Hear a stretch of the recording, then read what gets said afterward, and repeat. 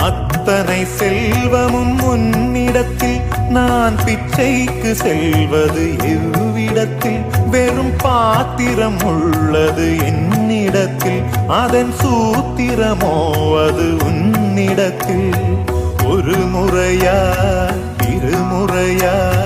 பல முறை பல பிறப்பெடுக்க வைத்தாய் புதுவினையா பழவினையா கணம் கணம் தினம் என்னை துடிக்க வைத்தாய் பொருளுக்கு அலைந்திடும் பொருளற்ற வாழ்க்கையும் துரத்துதே உன் அருள் அருள் அருள் என்று அலைகின்ற மனம் இன்று பிதற்றுதே